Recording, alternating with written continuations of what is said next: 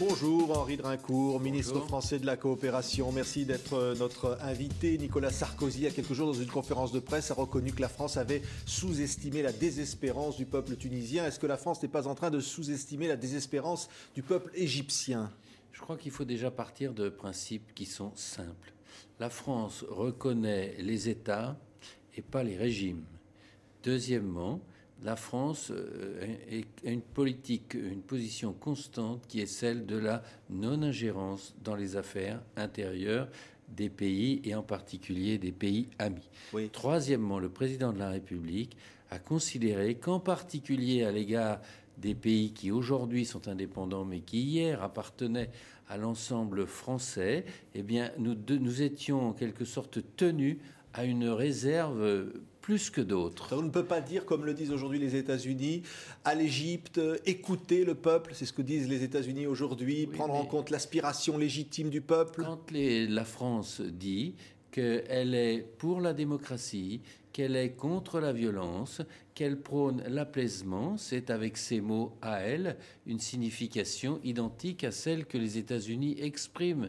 Je ne connais pas un gouvernement démocratique qui ne prête pas attention à ce que dit et à ce que souhaite le peuple. C'est en quelque sorte inhérent. Mais l'Union européenne, M. Drincourt, dans laquelle évidemment se trouve la France, affirme que ce qui se passe en Égypte est un signal du changement en ce moment de ce qui se passe en Égypte après ce qui s'est passé en Tunisie. Mais l'aspiration au changement est en train de traverser de nombreux pays pour une raison qui, de mon point de vue, est double. D'une part, je pense que on est au bout d'un cycle. Ça fait 50 ans qu'un certain nombre de pays sont indépendants. Certains d'entre eux ont finalement les mêmes équipes que celles qui ont amené ces pays à l'indépendance. Les jeunes générations sont venues, elles ont été formées, elles aspirent au changement. On peut le comprendre. Donc il faut qu'il y ait des changements en Égypte aujourd'hui. Mais je pense que tous les pays sont à un moment ou à un autre confrontés à un besoin en quelque sorte d'oxygénation. Et ça peut se faire sous des formes les plus diverses et surtout sous des formes pacifiques et si possible démocratiques. Mais la France est inquiète de ce que nous souhaitons. Aujourd'hui en Égypte est inquiète. La France observe et la France ce qui se passe. La France soutient toutes les mesures qui vont dans le sens d'un approfondissement de la démocratie.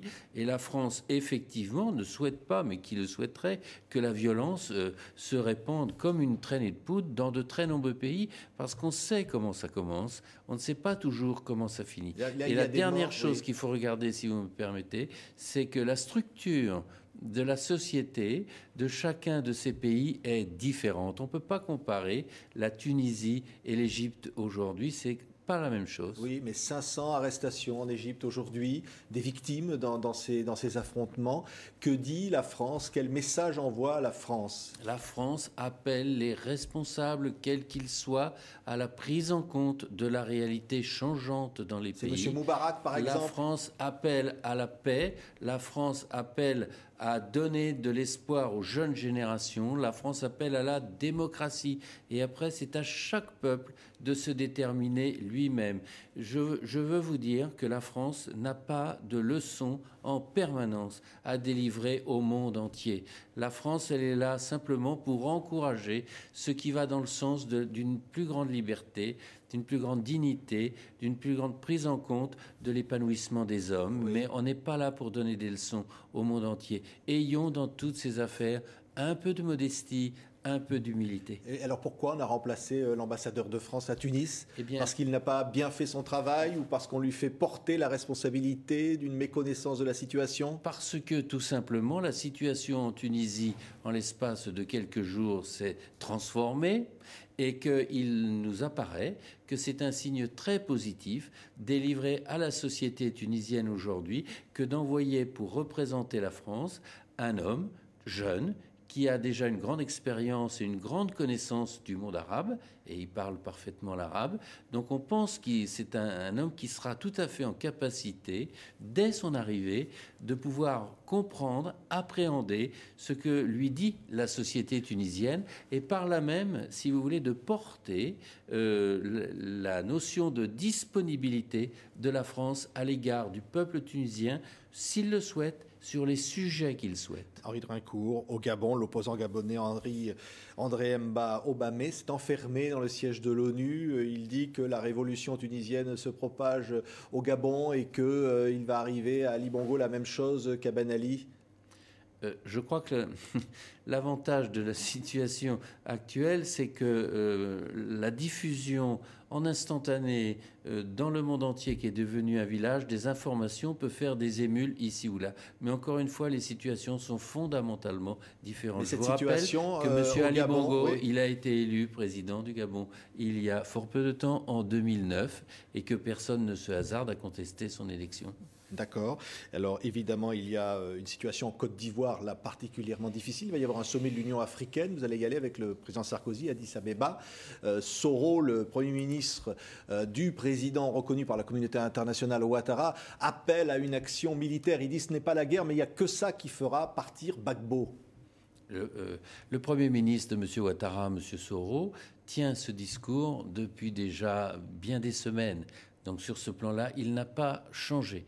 Ce que nous pouvons, sur ce point particulier, dire, c'est que la communauté des États de l'Afrique de l'Ouest, par l'intermédiaire de ses chefs d'État, s'est réunie, a dit que l'option militaire était ouverte. Les chefs d'état-major eux-mêmes se sont préparés.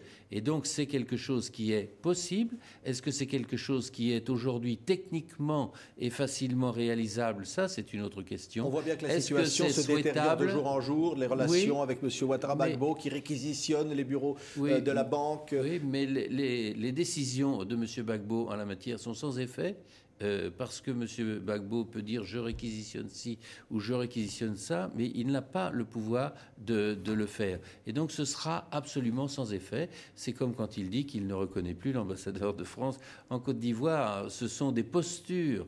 Je crois que ce sont des déclarations. Mais rien ne va changer dans la technique employée. On va attendre encore longtemps. Jusqu'où peut-on attendre en Côte d'Ivoire? Nous espérons attendre le moins longtemps possible, mais nous pensons que dans une situation qui effectivement est très tendue et très difficile, c'est quand même, on le voit bien, compliqué d'imposer l'arrivée, le respect de la démocratie par la force. Oui. Et qui va aujourd'hui tenir en quelque sorte le glaive? Et on va demander à des Africains de se battre contre des autres Africains. Vous voyez bien que dans tout ça, il y a des questions qui sont des questions lourdes. Un mot, monsieur de Drincourt, vous reconnaissez les résultats actuellement des élections en Centrafrique contestées par plusieurs candidats qui demandent l'annulation du scrutin? Un mot.